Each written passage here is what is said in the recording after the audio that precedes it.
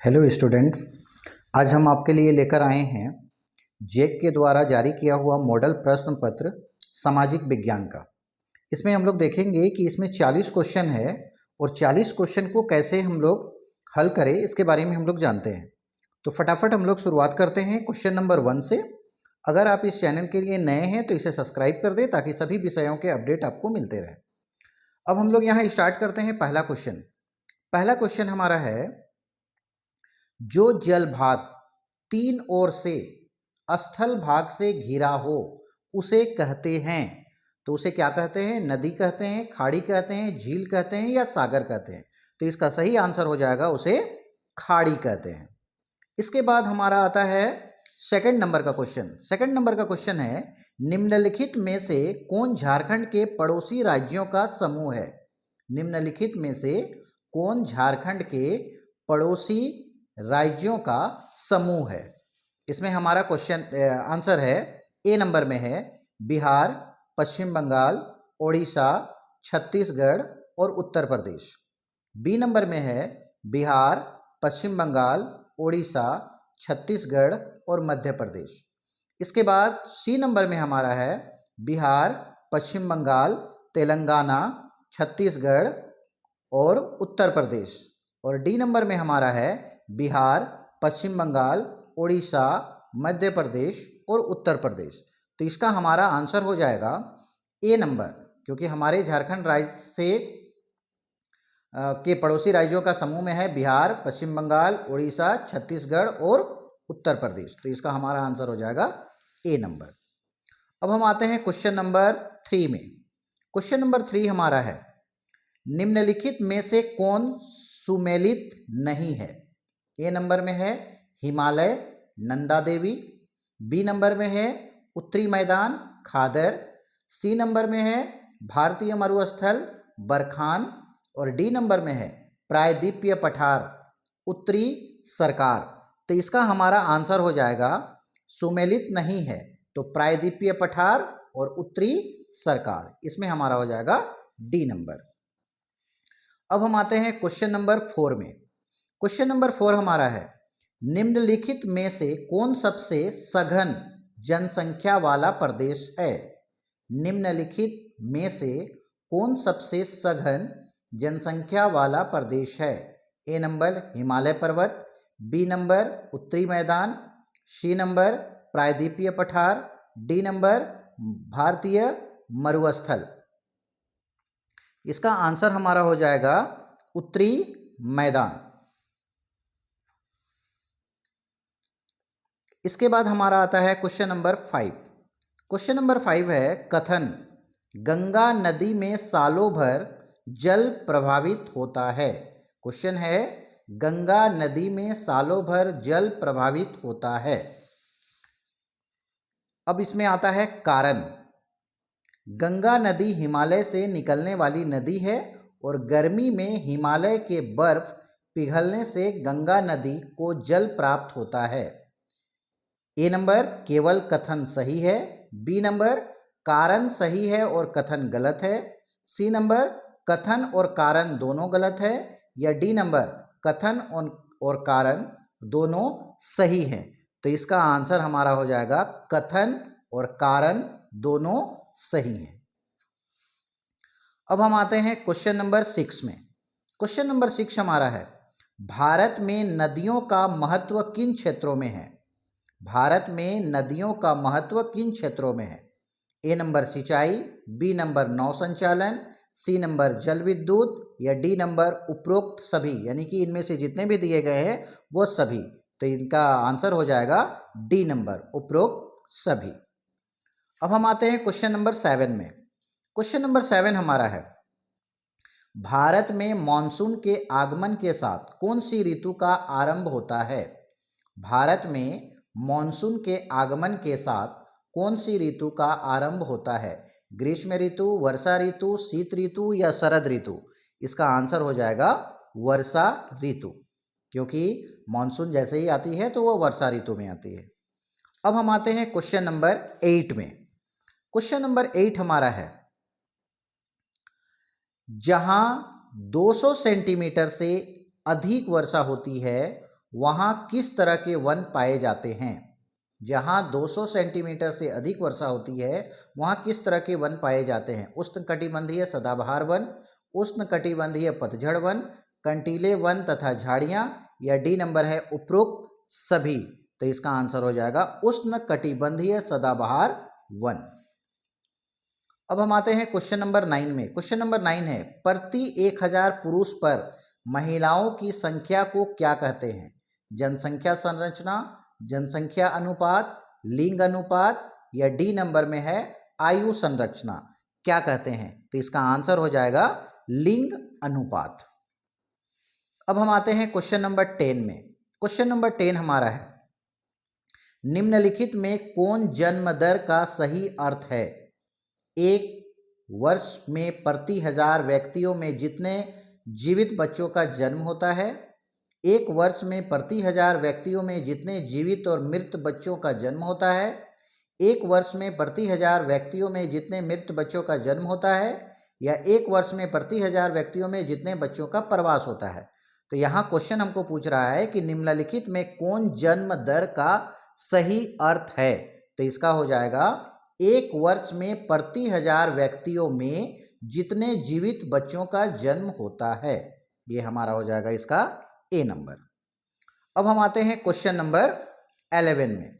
Question number 11 हमारा है, किसी भी देश में कानून बनाने का सबसे बड़ा अधिकार किसको होता है। किसी भी देश का जो कानून बनता है तो कानून को बनाने का सबसे बड़ा अधिकार किसके पास होता है। तो सबसे बड़ा अधिकार राष्ट्रपति, प्रधानमंत्री, संसद या सर्वोच्च न्यायालय। तो इसका आंसर हमारा हो जाएगा संसद। संसद के पास होता है। अब हम आते हैं क्वेश्चन नंबर 12 में। क्वेश्चन नंबर 12 है, दक्षिण अफ्रीका में रंगभेद कब खत्म हुआ। दक्षिण अफ्रीका में रंगभेद कब खत्म हुआ। तो इसका आंसर हो जाएगा 26 अप्रैल 1994 में। और किसके द्वारा किया गया था। तो इसके बारे में हम लोग जानते हैं कि रंगभेद की नीति जो दक्षिण अफ्रीका में थी वह नेल्सन मंडेला के प्रयास या नेल्सन मंडेला उस रंगभेद को ख़त्म करने के लिए 30 वर्ष तक एक संघर्ष किए और उस संघर्ष के बाद उन लोगों को 26 अप्रैल 1994 को सफलता मिली। अब हम आते हैं क्वेश्चन नंबर 13 में। क्वेश्चन नंबर 13 यानी कि 13, लोकतंत्र जनता के द्वारा और जनता के लिए शासन है, यह परिभाषा किसने दी है। तो यह परिभाषा Abraham Lincoln, Roosevelt, Mahatma Gandhi या वुडरो विल्सन किसने दी है। तो इसका आंसर हमारा हो जाएगा अब्राहम लिंकन ने। उसी ने कहा है कि लोकतंत्र जनता के द्वारा और जनता के लिए शासन है।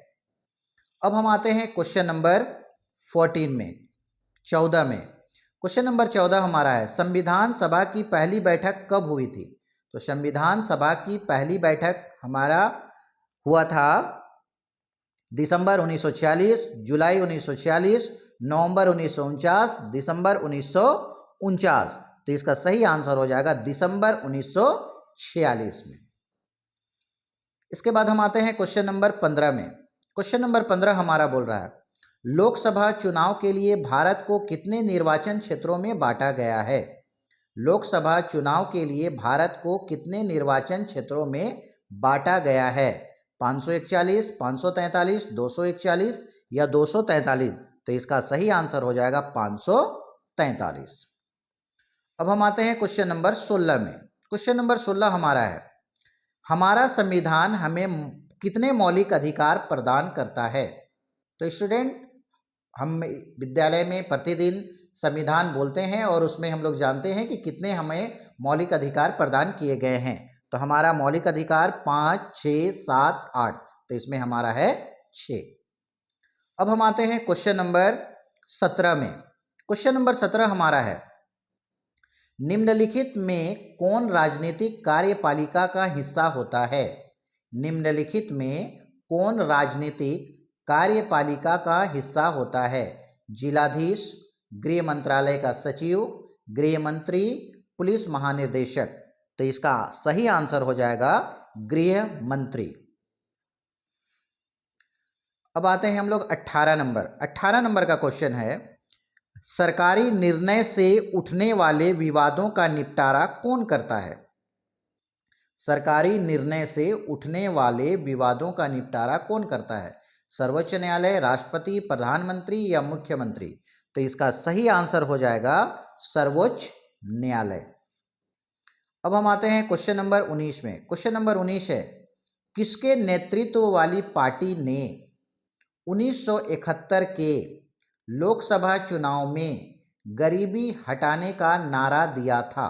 किसके नेतृत्व वाली पार्टी ने 1971 के लोकसभा चुनाव में गरीबी हटाने का नारा दिया था? तो इसका सही आंसर हो जाएगा इंदिरा गांधी। अब आते हैं हम लोग क्वेश्चन नंबर 20 में। क्वेश्चन नंबर 20 हमारा है, क्वेश्चन नंबर 20 है, केंद्र सरकार का प्रमुख कौन होता है? केंद्र सरकार का प्रमुख कौन होता है? राष्ट्रपति, राज्यपाल, प्रधानमंत्री, मुख्यमंत्री?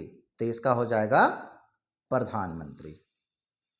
अब हम आते हैं क्वेश्चन नंबर 21 में। क्वेश्चन नंबर 21 है, एक वर्ष में किसी भूमि पर एक से ज़्यादा फसल पैदा करने की विधि क्या कहलाती है? एक वर्ष में किसी भूमि पर एक से ज़्यादा फसल पैदा करने की विधि क्या कहलाती है? खरीफ फसल, बहुविध फसल प्रणाली, फसल चक्र या रबी फसल? तो ये कहलाती है बहुविध फसल प्रणाली। अब इसके बाद हम आते हैं क्वेश्चन नंबर 22 में। क्वेश्चन नंबर 22 हमारा कह रहा है, निम्नलिखित कथनों में से पालमपुर के संदर्भ में कौन सा कथन सत्य है? पालमपुर में 450 परिवार में से लगभग 1/3 परिवारों के पास खेती के लिए भूमि नहीं है। बी नंबर है, पालमपुर में दूध उत्पादन मुख्य आर्थिक क्रिया है। सी नंबर है, पालमपुर आसपास के गांवों और कस्बों से भली भांति नहीं जुड़ा हुआ है। और डी नंबर है, पालमपुर में रोगियों के उपचार की कोई व्यवस्था नहीं है। तो हमारा क्वेश्चन है, निम्नलिखित कथनों में से पालमपुर के संदर्भ में कौन सा कथन सत्य है, यानी कि सही है? तो इसका आंसर हमारा हो जाएगा, पालमपुर में 450 परिवारों में से लगभग 1/3 परिवारों के पास खेती के लिए भूमि नहीं है, लेकिन फिर भी पालमपुर के लोग वर्ष में 4 फसल करते हैं। एक वर्ष में 4 बार वे लोग फसल उगाते हैं। अब हम आते हैं क्वेश्चन नंबर 23। क्वेश्चन नंबर 23 हमारा बोल रहा है, जापान जैसे देशों ने अपने देश के विकास के लिए किस चीज पर निवेश किया? जापान जैसे देशों ने अपने देश के विकास के लिए किस चीज पर निवेश किया? शिक्षा पर, परिवहन पर, कृषि पर या खनन पर? तो इसका आंसर हो जाएगा शिक्षा पर। इसीलिए जापान आज छोटा देश होते हुए भी सभी देशों से आगे निकल रहा है। क्वेश्चन नंबर 24 है, इनमें से कौन तृतीय क्षेत्र के क्रियाकलापों में नहीं आते हैं? बैंकिंग, शिक्षा, खनन, पर्यटन? कौन नहीं आता है? तो इसमें बैंकिंग, शिक्षा, पर्यटन आते हैं, इसमें नहीं आता है खनन। अब हम आते हैं क्वेश्चन नंबर 25 में। क्वेश्चन नंबर 25 हमारा है, भारत सरकार ने कक्षा में बच्चों की उपस्थिति को बढ़ावा देने के लिए कौन सी योजना क्रियान्वित की? सर्व शिक्षा अभियान, सेतु पाठ्यक्रम, स्कूल लौटो शिविर, दोपहर के भोजन की योजना? तो किसने की है? भारत सरकार ने बच्चों की उपस्थिति को बढ़ाने के लिए क्या किया है? तो यहां हो जाएगा दोपहर के भोजन की योजना, ताकि बच्चे स्कूल में उसकी उपस्थिति बढ़े। क्वेश्चन नंबर 26 में आते हैं। क्वेश्चन नंबर 26 हमारा है, निम्नलिखित में से कौन से राज्य में निर्धनता को कम करने के लिए, यानी कि गरीबी को कम करने के लिए अनाज के सार्वजनिक वितरण प्रणाली में सुधार किया है? पंजाब एवं हरियाणा, केरल, आंध्र प्रदेश एवं तमिलनाडु या पश्चिम बंगाल? तो क्वेश्चन है, निम्नलिखित में से कौन से राज्य ने गरीबी यानी कि निर्धनता को कम करने के लिए अनाज के सार्वजनिक वितरण प्रणाली में सुधार किया है? तो किसने सुधार किया है? तो यहां हो जाएगा आंध्र प्रदेश एवं तमिलनाडु ने। क्वेश्चन नंबर अब आते हैं हम लोग 27 में। क्वेश्चन नंबर 27 है, निम्नलिखित में से भारत सरकार के किस कार्यक्रम के अंतर्गत अगर आवेदक को 15 दिनों के अंदर रोजगार उपलब्ध नहीं कराया गया तो वह दैनिक बेरोजगार भत्ते का हकदार होगा। क्वेश्चन फिर से देखते हैं। निम्नलिखित में से भारत सरकार के किस कार्यक्रम के अंतर्गत अगर आवेदक को 15 दिनों के अंदर रोजगार उपलब्ध नहीं कराया गया तो वह दैनिक बेरोजगार भत्ते का हकदार होगा। ए नंबर है राष्ट्रीय काम के बदले अनाज, बी नंबर है राष्ट्रीय रोजगार गारंटी कोष, सी नंबर है प्रधानमंत्री रोजगार योजना, या डी नंबर है स्वर्ण जयंती ग्राम स्वरोजगार योजना। तो इसका आंसर हमारा हो जाएगा राष्ट्रीय रोजगार गारंटी कोष। अब हम आते हैं क्वेश्चन नंबर 28 में। क्वेश्चन नंबर 28 हमारा है, भारत के ग्रामीण क्षेत्र में प्रतिदिन प्रति व्यक्ति कितनी कैलोरी की आवश्यकता स्वीकृत की गई है। ग्रामीण क्षेत्रों में प्रतिदिन प्रति व्यक्ति कितनी कैलोरी की आवश्यकता स्वीकृत की गई है। 2400 कैलोरी, 1400 कैलोरी, 2500 कैलोरी या 3400 कैलोरी। तो इसका हमारा आंसर हो जाएगा ग्रामीण क्षेत्रों में की गई है प्रति व्यक्ति 2400 कैलोरी। अब हम आते हैं क्वेश्चन नंबर 29 में। क्वेश्चन नंबर 29 हमारा है, किसके माध्यम से सरकार द्वारा अधिप्राप्त अनाज, गेहूं और चावल के भंडार का बफर स्टॉक बनाया जाता है। तो हम लोग बफर स्टॉक के बारे में जानते हैं कि बफर स्टॉक क्या है। तो यहां क्वेश्चन हमारा पूछ रहा है कि किसके माध्यम से सरकार द्वारा अधिप्राप्त अनाज, गेहूं और चावल के भंडार का बफर स्टॉक बनाया जाता है। राज्य सरकार, भारतीय खाद्य निगम, राष्ट्रीय प्रतिदर्श सर्वेक्षण संगठन या गृह मंत्रालय, किसके द्वारा कराया जाता है। तो इसका आंसर हमारा हो जाएगा भारतीय खाद्य निगम के द्वारा। अब हम आते हैं क्वेश्चन नंबर 30 में। क्वेश्चन नंबर 30 हमारा है, सरकार द्वारा समाज के गरीब वर्गों में बाजार से कम कीमत पर अनाज का वितरण किया जाता है। सरकार द्वारा समाज के गरीब वर्गों में बाजार से कम कीमत पर अनाज का वितरण किया जाता है। इस कीमत को क्या कहते हैं। निर्गम कीमत, न्यूनतम समर्थित कीमत, बाजार कीमत या राशन कार्ड कीमत।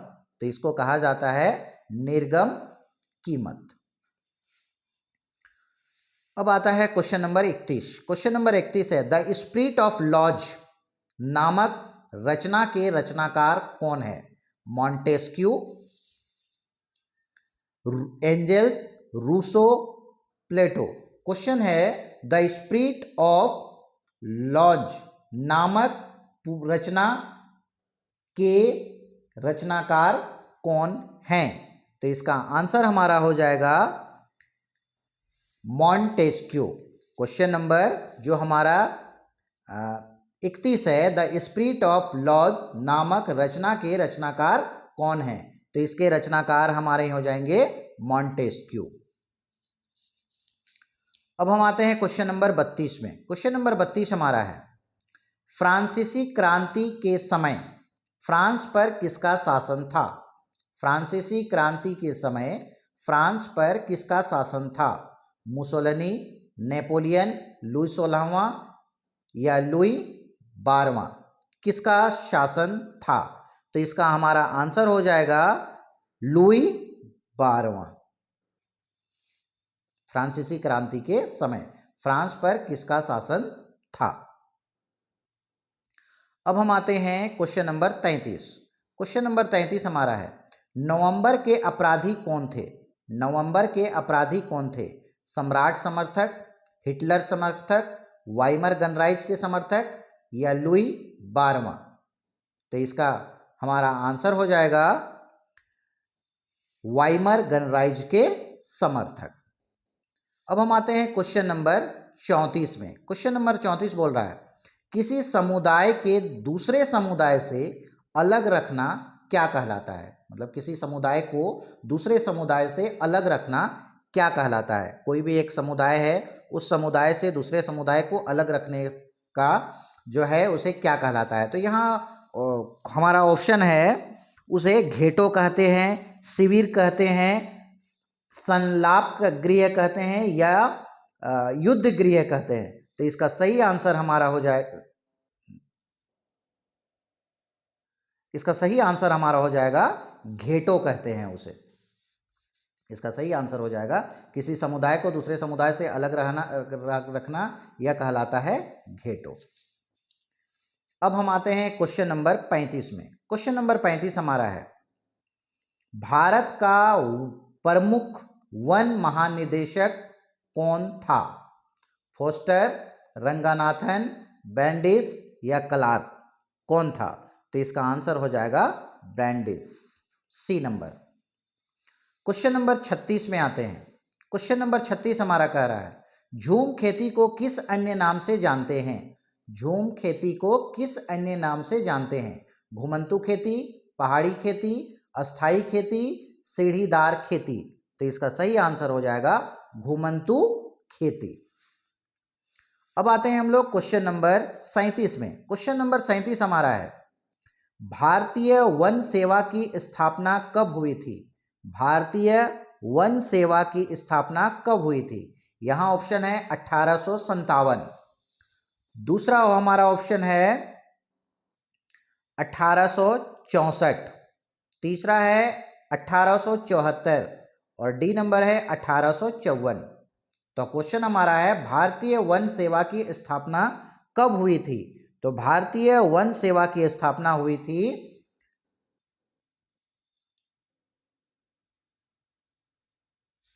भारतीय वन सेवा की स्थापना हुई थी हमारा क्वेश्चन नंबर 37। क्वेश्चन नंबर 37 है, भारतीय वन सेवा की स्थापना हमारा हुआ था 1864 ईस्वी में।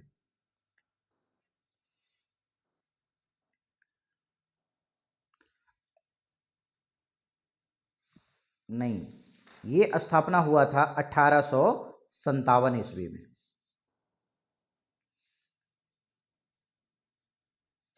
1857 इसका सही आंसर होगा। इसके बाद हम आते हैं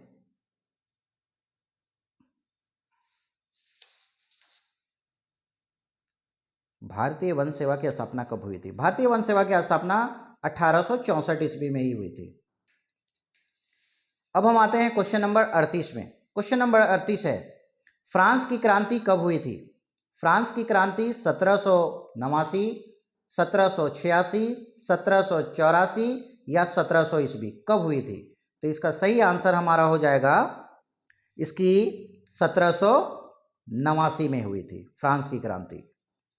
अगला हमारा क्वेश्चन है, औपनिवेशिक सरकार ने अपराधी जनजाति अधिनियम कब पारित किया?